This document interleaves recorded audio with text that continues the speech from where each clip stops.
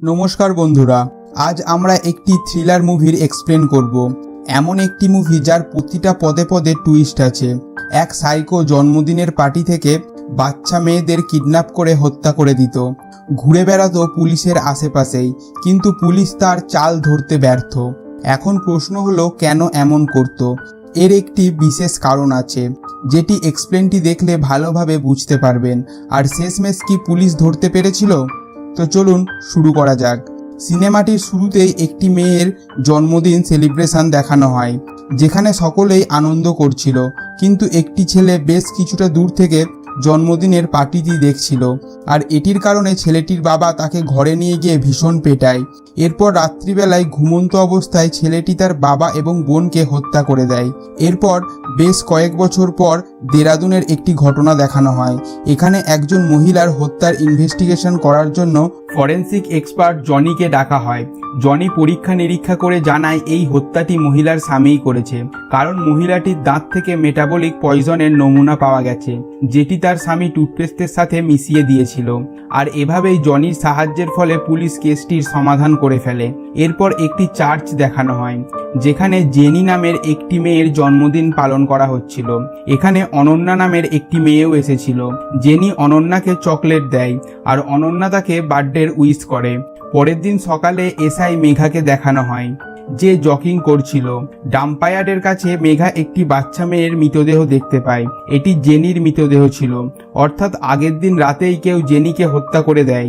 মেঘা জানতে পারে মৃতদেহটি প্রথমে জাসু পাহাড়ি নামের এক ব্যক্তি দেখে, কিন্তু সে ভয়ে সেখান থেকে পালিয়ে গেছে। মেঘা তাকে খোঁজার আদেশ দেয়, আর মৃতদেহটি পোস্টমর্টমের জন্য পাঠিয়ে দেয়। এবার আমরা জানতে পারি অনন্যা মেঘার সাথেই থাকতো। মেঘা এই কেসটির ইনভেস্টিগেশনের দায়িত্ব পায়, আর ফরেন্সিক ডিপার্টমেন্ট থেকে জনিকেও ডাকা হয়। এটি শোনার পর মেঘা একটু আপসেট হয়ে পড়ে। মেঘা আর জনির একসময় প্রেম করত, কিন্তু কোনো কারণবশত তাদের মধ্যে ঝগড়া হয়ে যায়। মেঘা তার ইনভেস্টিগেশন শুরু করে। চার্চের সিসিটিভি ফুটেজ চেক করার সময় মেঘা দেখে সবাই চার্চ থেকে যাবার পর জেনির মা জেনিকে নিয়ে সেখান থেকে বেরিয়ে পড়ে, কিন্তু জেনি তার জলের বোতলটি চার্চের ভিতরেই ফেলে এসেছিল। তাই জেনি বোতলটি আনতে আবার চার্চের ভিতরে যায়, কিন্তু এই সময় কেউ একজন চার্চের পিছনের দরজার বাইরে থেকে জেনিকে ডাকছিল। জেনি এই জায়গাতে যেতেই সে এখান থেকে নিখোঁজ হয়ে যায়। এটি দেখে বোঝা যায় কিডন্যাপারকে জেনি আগে থেকেই চিনত। এরপর আমরা দেখি জনি তার ভাই অভয়ের বাড়িতে আসে। তার ভাই অভয় এই বাড়িতে একাই থাকতো, কারণ একটি দুর্ঘটনায় সে তার স্ত্রী এবং এক কন্যাকে হারিয়ে ফেলে। আর তার আরেক কন্যা অনন্যাকে মেঘা তার সাথে নিয়ে যায়। জনি ল্যাবে জেনির রক্তমাখা ফ্রকটিকে নিয়ে ইনভেস্টিগেশন শুরু করে। এরপর সে এই জায়গাটিতে আসে। এখানেই পুলিশ জেনির মৃতদেহটি পায়। এখান থেকে কিছু নমুনা সংগ্রহ করে আবার ল্যাবে ফিরে আসে। এখানে একটি নকল শরীরে ছুরি দিয়ে জেনি বারবার আক্রমণ করে, কারণ সে হত্যাকারীর মাইন্ডসেট বুঝতে চাইছিল। আমরা দেখি হত্যাকারী জেনির পিঠে ছুরি দিয়ে 9 বার আঘাত করেছিল। জনি বুঝতে পারে হত্যাকারী লেফট হ্যান্ডেড। এরপর জনি আর মেঘা সেই চার্চের মধ্যে যায়। এখানে জঙ্গলে তারা একটি টানেল বা সুড়ঙ্গর কাছে যায়, যেটির উচ্চতা প্রায় 4.5 ফুট ছিল। জেনি এই সুড়ঙ্গের সাহায্যেই জঙ্গলের অপর প্রান্তে গিয়েছিল, কারণ জেনির জামাই এই সুড়ঙ্গের ভিতরের পার্টিকেলের নমুনা পায় জনি। আরও পরীক্ষা নিরীক্ষা করার পর তারা বুঝতে পারে হত্যাকারীর হাইটও 4 ফুট থেকে 4.5 ফুটের মধ্যেই হবে। এটাও হতে পারে হত্যাকারী একজন ডার্ফ বা বামন ছিল। তখন মেঘা বলে সে চার্চের সিসিটিভি ফুটেজে একজন ডার্ফকে দেখেছে, যে সাফাই কর্মী ছিল। পুলিশ খোঁজ লাগিয়ে জানতে পারে তার নাম চার্লি। মেঘা তার টিমের সাথে চার্লিকে ধরার জন্য তার বাড়িতে যায়। পুলিশকে দেখা মাত্রই চার্লি সেখান থেকে পালাতে শুরু করে, কিন্তু পুলিশ তাকে ধরে ফেলে। এদিকে আমরা দেখি ডক্টর রঞ্জনা একজন সাইকিয়াট্রিস্ট, যে অনন্যার সেশন নিতে এসেছে। এখানে অনন্যা রঞ্জনাকে বলে সে তার বাবার সাথে দেখা করতে চায়। তার বাবা অভয়ও অনন্যার সাথে দেখা করার জন্য উৎসুক হয়ে পড়েছিল, কিন্তু মেঘা পারমিশন দিচ্ছিল না। আর মেঘা এর জন্য কোর্ট থেকে অর্ডারও বার করে রেখেছিল। এরপর রঞ্জনার বাড়িতে একজন বুড়ো লোককে দেখানো হয়। রঞ্জনা মেঘাকে বলে এই ব্যক্তি আমার বাবার মতোই, ব্লাড ক্যান্সার আছে, তাই বেশি বাইরে বেরোতে পারে না। এরপর মেঘা চার্লিকে জিজ্ঞাসাবাদ করে। চার্লি জানায় এই হত্যার ব্যাপারে সে কিছুই জানে না। পুলিশকে দেখে ভয় পেয়ে সে পালাচ্ছিল। নেক্সট সিনে আমরা জানতে পারি অভয় একবার তার ফ্যামিলিকে নিয়ে ঋষিকেশে একটি মেলায় যায়। সেখানে অভয়ের অসাবধানতার জন্য তার মেয়ে হারিয়ে যায়। অনেক খোঁজার পর একটি খালের মধ্যে তার মেয়েকে দেখতে পায়। অনেক রক্ত বেরোনোর ফলে তার মেয়ে সেখানেই মারা যায়। অভয়ের স্ত্রী দিব্যা এই কষ্ট সহ্য করতে না পেরে বাড়ি এসে বিষ খেয়ে আত্মহত্যা করে। আর এই কারণেই মেঘা রেগে গিয়ে অনন্যাকে অভয়ের কাছ থেকে নিয়ে চলে আসে। এদিকে জনি এই স্থান থেকে হত্যাকারীর ফুটপ্রিন্ট নিয়ে এসে মেলায় আর দেখে চার্লির ফুটপ্রিন্টের সাথে মোটেই ম্যাচ করছে না। এদিকে অদিতি নামের একটি মেয়ের বার্থডে পার্টিতে অনন্যা তার আন্টির সাথে আসে। এই সময় মেঘা একাই জাসু পাহাড়ির বাড়িতে গিয়ে তালা ভেঙে দেখে জাসু পাহাড়ি লুকিয়ে আছে। এদিকে বার্থডে পার্টি থেকে অদিতি মিসিং হয়ে যায়। অদিতি এখানকার এমএলএর মেয়ে ছিল। এই কারণে পুলিশের ওপর ভীষণ চাপ আসে। পুলিশ ইনভেস্টিগেশন শুরু করে। জনিও আসে। জনি একটি ফুটপ্রিন্ট পায় যাতে রক্ত পড়েছিল, অর্থাৎ সে বুঝতে পারে হত্যাকারীর ডান পায়ে চোট আছে। আর এই ফুটপ্রিন্ট থেকে জনি জানায় হত্যাকারীর ওজন 40 কেজির থেকে বেশি হবে না, কারণ হত্যাকারী 10 থেকে 12 বছরের কোনো মেল বাচ্চা। কিন্তু অফিসার তার কথা মানতে রাজি হয় না। তখন জনি কিছু 10 থেকে 12 বছরের সিরিয়াল কিলারের সম্পর্কে অফিসারকে দেখায়। এমনকি মাত্র 8 বছর বয়সেও একটি ছেলে প্রথম খুন করেছিল। এরপর মেঘাও জানায় সে জাসু পাহাড়ির বাড়িতে গিয়েছিল স্টেটমেন্ট নেবার জন্য। সেও জানায় সেখানে সে একজন 12 বছরের বাচ্চা ছেলেকে দেখেছে। এই কারণে মেঘা জাসু পাহাড়িকে ডেকে সেই বাচ্চাটির ছবি আঁকায়। এরপর জুবিলিয়ান সেন্টার থেকে মেঘার কাছে একটি ফোন আসে। তারা বলে যেই বাচ্চাটিকে তারা খুঁজছে তার নাম রোহন। প্রায় 3 বছর আগে বাচ্চাটি তাদের সেন্টারে আসে আর মাত্র 8 বছর বয়সেই সে তার মাতা পিতার হত্যা করে দেয়। 3 মাস আগেই সে সেখান থেকে পালিয়ে যায়। এরপর পুলিশ প্রতিটা জায়গাতেই রোহনের ছবিটি চালিয়ে দেয় আর মিডিয়াকেও বলে ছবিটি দেখানোর জন্য। শহরের সব স্কুল ভয়ের কারণে কিছুদিনের জন্য বন্ধ হয়ে যায়। এদিকে ডক্টর রঞ্জনা অনন্যার সেশন নেবার পর তাকে একটু অপেক্ষা করতে বলে, কিন্তু এর মধ্যেই অনন্যাকে আর খুঁজে পাওয়া যাচ্ছিল না। সাথে সাথেই ডক্টর রঞ্জনা মেঘাকে কল করে এটি বলে। মেঘা সাথে সাথে একটি পার্কে যায় যেখানে অনন্যা প্রায় যেত।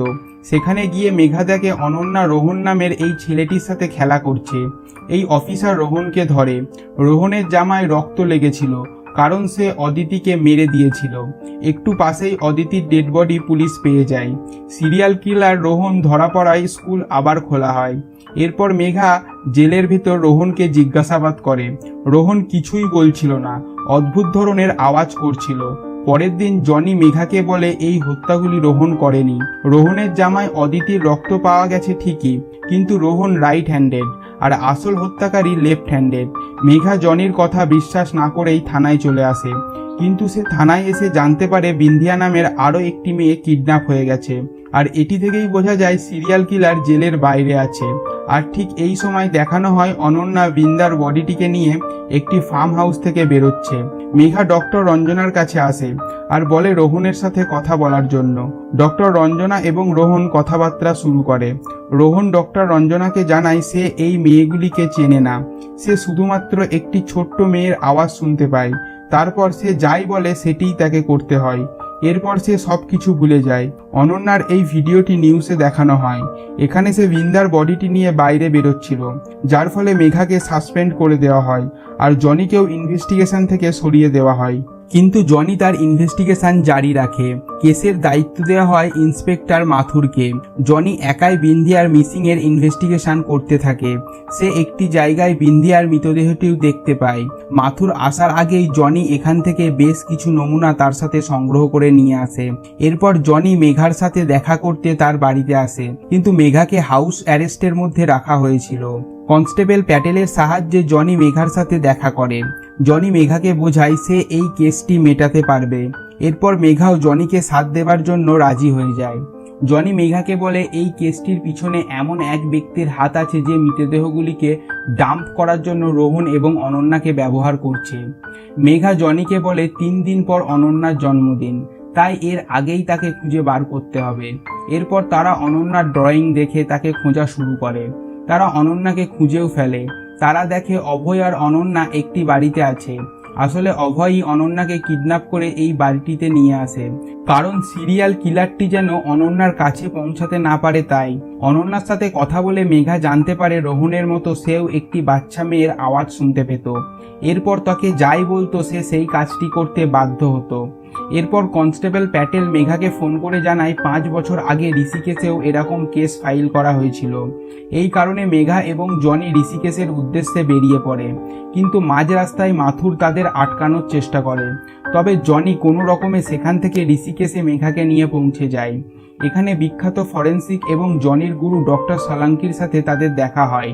এখানে জনি তার ইনভেস্টিগেশন শুরু করে। এই নমুনাগুলি প্যাটেল নিয়ে এসেছিল।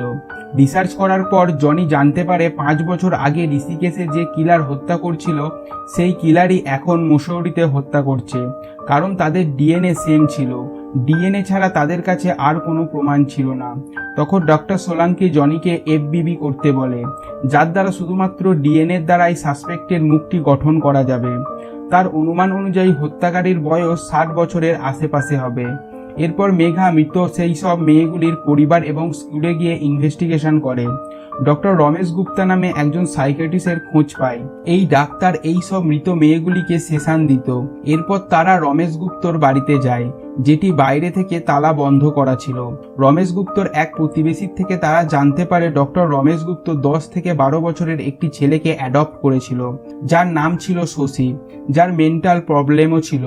আর যখন শশী রমেশের ক্যান্সারের ব্যাপারে জানতে পারে, সে এটি সহ্য করতে না পেরে রেল লাইনে আত্মহত্যা করে নেয়। এই সময় মেঘার মনে পড়ে ডক্টর রঞ্জনার বাবারও ক্যান্সার আছে। এই প্রতিবেশী তাদের ফটো দেখায়। ফটো দেখে বোঝা যায় রঞ্জনার বাবাই ডক্টর রমেশ গুপ্তা ছিল।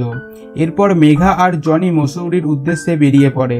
আর এদিকে আমরা দেখি অনন্যার হঠাৎ শরীরের অবস্থা খারাপ হয়ে যায়, যার ফলে অভয় ডক্টর রঞ্জনাকে ফোন করে তার ভিলায় আসতে বলে। তার লোকেশন সেন্ড করে দেয়। সেখানে যাবার আগে রঞ্জনা তার বাবাকে এটি বলে দেয়। মেঘা এবং জনি রমেশ গুপ্তর বাড়িতে পৌঁছায়। এখানে রমেশ গুপ্ত অক্সিজেন নিচ্ছিল। ঠিক এই সময় ডক্টর সোলাঙ্কি হত্যাকারীর স্কেচ জনিকে ফোনে পাঠায়, যেটি ভীষণ চমকপ্রদ ব্যাপার ছিল। আসলে ডক্টর রঞ্জনার স্কেচের সাথে শশীর স্কেচ মিলে যাচ্ছিল। আসলে শশী ডক্টর রঞ্জনা ছিল, আর শশী মরেনি। সে নিজেকে পুরোপুরি বদলে নিয়েছিল, এমনকি জেন্ডার পর্যন্ত, অর্থাৎ পুরুষ থেকে মহিলা হয়ে গিয়েছিল। শশী হলো সেই ছেলে যে সিনেমার শুরুতেই তার পিতা এবং বোনকে হত্যা করে, আর ডক্টর রমেশ গুপ্ত তাকে অ্যাডপ্ট করে, তার চিকিৎসা শুরু করে। এই সময় শশী রমেশ গুপ্তর থেকে হাইপনোসিসের প্রসেসও শিখে নেয়, যার ফলে সে বশ করতে পারত। কিন্তু শশী যখন জানতে পারে রমেশ গুপ্তর ক্যান্সার আছে, সে আবার আগের মতো হয়ে যায়। আর এই সময় প্রথমবার সে কোনো বাচ্চার হত্যা করে। এরপর সে কোথাও চলে গিয়েছিল, আর কিছুদিন পর সে ডক্টর রঞ্জনা হয়ে ফিরে আসে। সে ভাবে হত্যা করলে তার বাবা সুস্থ হয়ে যাচ্ছে। এরপর মুসৌরি এসে সে এই সমস্ত মেয়েকে টার্গেট করে যারা তার থেকে সেশন নিত। আর অভয়ের মেয়েও কোনো অ্যাক্সিডেন্টে মারা যায়নি, তাকে শশীই হত্যা করেছিল। এদিকে ডক্টর রঞ্জনা অভয়ের ভিলায় পৌঁছে ছুরির দ্বারা অভয়ের উপর অ্যাটাক করে দেয়। অভয়কে সে ভীষণ মারে আর অনন্যার কাছে পৌঁছে যায়। অনন্যাকে বশ করে সে নিজের সাথে। এই সময় রঞ্জনা অনন্যাকে হত্যা করার জন্য তৈরি হচ্ছিল। তখন সে ক্যামেরার দ্বারা দেখে মেঘা, জনি এবং মাথুরের এই বাড়িটির তল্লাশিতেই আসছে। কিছুক্ষণ খোঁজার পর মেঘা রঞ্জনাকে দেখে ফেলে। তাদের মধ্যে ফাইট হয়, মেঘা আহত হয়। এদিকে জনি অনন্যাকে দেখতে পায়, তাকে বাইরে নিয়ে এসে বলে এখানে দাঁড়াতে। এরপর আমরা দেখি রঞ্জনার গান পয়েন্টের সামনে মেঘা আছে, শ্যুট করতে যাবে। ঠিক এই সময় জনি ডক্টর রঞ্জনা বা শশীকে গুলি মেরে হত্যা করে দেয়। আসলে শশী এসব করত কারণ সে ছোটবেলা থেকেই বাবার ভালোবাসা পায়নি। আর তারপরই সে যখন দেখত কোনো মেয়েকে বাবা ভালোবাসে, সে হিংসায় তাকে হত্যা করে দিত। সিনেমার শেষ মুহূর্তে হাসপাতালে সবাই অভয়ের সাথে দেখা করতে আসে। এরপর মেঘা জনির সাথে ভ্যাকেশন কাটাতে বিচে ঘুরতে যায়। এখানে মেঘার কাছে ফোন আসে আর বলা হয় গোয়াতে কিছু হত্যা দেখা যাচ্ছে। আর এর সাথেই সিনেমাটি এখানে শেষ হয়ে যায়। তো বন্ধুরা, এরকমই থ্রিলার মুভির এক্সপ্লেন দেখতে হলে আমাদের চ্যানেলটিকে সাবস্ক্রাইব করে পাশে থাকা বেল আইকনটি প্রেস করে দিন। আর ভিডিওটি ভালো লাগলে অবশ্যই একটি লাইক করে দিন। ধন্যবাদ।